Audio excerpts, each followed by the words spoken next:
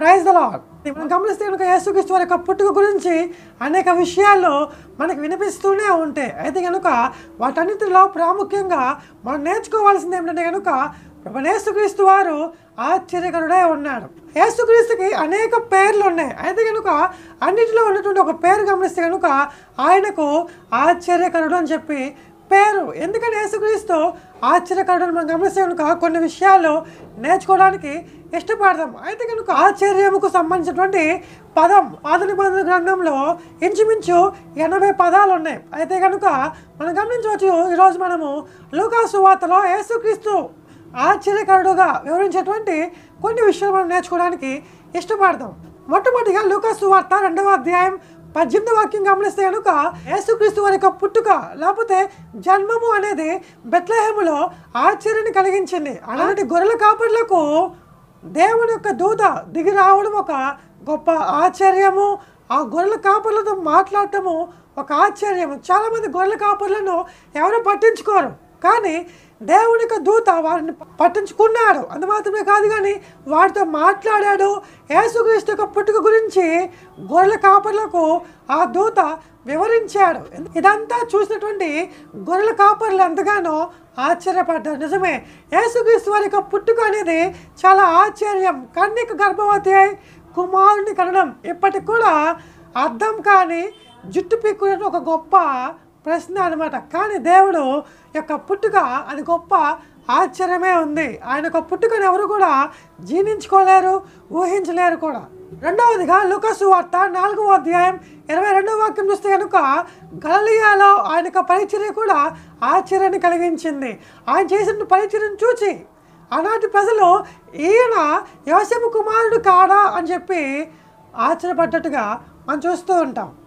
నిజమే, ఆయన చేసిన పరిచర్య ఎవరు కూడా చేయలేదు. ఆయన పరిచారం చేయించుకుంటూ రాలేదు, కానీ పరిచారం చేయుటకును అనేకులకు ప్రతిగా క్రయధనముగా రక్తమును చిందించడానికి ఆయన ఈ లోకానికి వచ్చినట్టుగా మనం చూస్తూ ఉంటాం. ఆయన యొక్క పరిచర్య విధానం అనేది చాలా ఆశ్చర్యకరమైనది. ఆయన చేసిన పరిచర్య నేడు ఏ ఒక్కరు కూడా చేయలేరు. మూడవదిగా గలిలయలోని సముద్రంపై ఆయన శక్తి ఆశ్చర్యాన్ని కలిగించింది. ఆయన గాలిని అలానే సముద్రమును గద్దించగా అవి నిమ్మలమవడం చూసి ఆనాడు దోణిలో ఉన్న వారు ఇతనికి గాలియు సముద్రమును కూడా లోబడుచున్నవి అని చెప్పి ఆశ్చర్యపోయారు. నిజమే, ఆయన ఆశ్చర్యకరుడే ఉన్నాడు.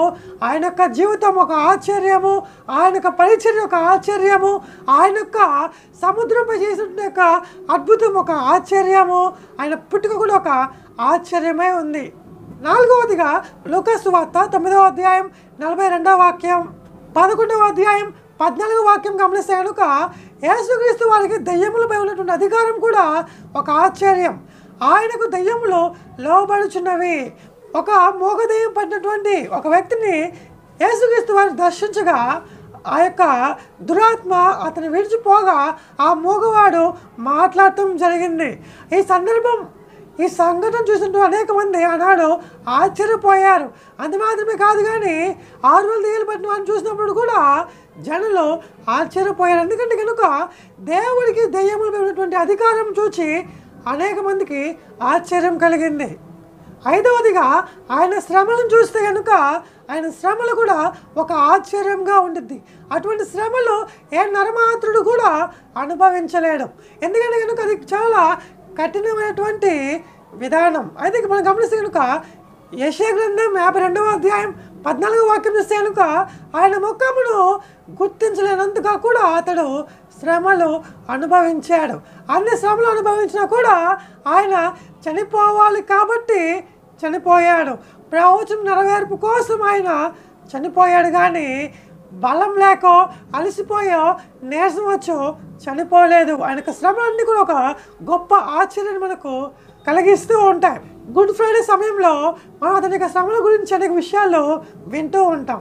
ఆరవదిగా మార్కు సువార్త 15వ అధ్యాయం 44వ వాక్యం చూస్తే కనుక ఆయన మరణం కూడా ఒక ఆశ్చర్యం. ఆయన శ్రమలు మాత్రమే కాదు, ఆయన మరణం కూడా ఒక ఆశ్చర్యం. ఆయన మరణించినప్పుడు సమస్త సృష్టి కూడా తలదించుకున్నట్టుగా మనం చూస్తూ ఉంటాం. భూకంపం కలిగినట్టుగా చూస్తూ ఉంటాం. అలానే విపరీతమైనటువంటి గాలులు వేచినట్టుగా మనం చూస్తూ ఉంటాం. ప్రకృతి సైతం కూడా అలా స్తంభించినట్టుగా మనం గమనిస్తూ ఉంటాం. సూర్యుడు కూడా ఆగిపోయినట్టుగాను, చీకటి కమ్ముకున్నట్టుగాను మనం చూస్తూ ఉంటాం. ఆయన మరణం కూడా ఒక ఆశ్చర్యం. ఎందుకంటే కనుక ఆయన ఆశ్చర్యకరుడు. ఆయన ఏం చేసినా కూడా ఆశ్చర్యంగానే ఉంటుంది. 7వది గమనిస్తే కనుక లూకాసు సువార్త 24వ అధ్యాయం 12వ వాక్యం చూస్తే కనుక ఆయన యొక్క పునరుద్ధానం కూడా ఒక ఆశ్చర్యమే.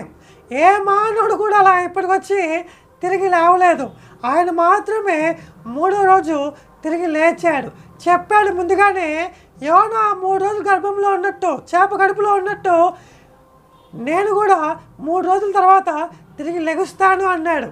అలానే ఆయన చెప్పిన విధంగా తిరిగి లేచాడు. ఈ లోకంలో ఎవరు కూడా మరణించి తిరిగి లేవలేదు. ఒకవేళ యేసుక్రీస్తు అద్భుతాలు చేసి బ్రతికించినా కూడా వాళ్ళు మరలా తిరిగి చనిపోవటం జరిగింది. యేసుక్రీస్తు మాత్రము నేటికి కూడా సజీవుడై ఉన్నాడు. ఆయన మన చుట్టూ ఉన్నాడు. మనతో ఆయన సహవాసం చేస్తుంటున్నాడు. యుగ సమాప్తి వరకు కూడా ఆయన మనతో ఉండటానికి ఇష్టపడుతూ ఉంటున్నాడు. ఎందుకంటే కనుక ఆయన ఆశ్చర్యకరుడు కాబట్టి. ఈ యొక్క ఆశ్చర్యకరుడు మనకు జీవితంలో కూడా ఆశ్చర్యకార్యాలు చేయడానికి సిద్ధంగా ఉన్నాడు. కలవరపడినటువంటి హృదయాలలో, అలానే తుఫాను రేగినటువంటి జీవితాలలో దేవుడు జోక్యం చేసుకొని అద్భుతాలు చేయడానికి, ఆశ్చర్యకార్యాలు చేయడానికి దేవుడు ఎంతగానో సిద్ధంగా ఉన్నాడు. ఒక్కసారి కనుక ఆయనను మనకి జీవితంలోనికి ఆహ్వానిస్తే కనుక, ఆయనకు అధికారంలోకి మనం ఒప్పుకుంటే కనుక ఆయన మన యొక్క జీవితంలో కూడా గొప్ప గొప్ప ఆశ్చర్య కార్యాలు చేసే దేవుడే ఉన్నాడు. దేవుడు మీ జీవితంలో కూడా ఆశ్చర్యకరుడుగా ఉండును గాక, ఆశ్చర్యకార్యములు చేయను గాక. ఆమేన్. Praise the lord.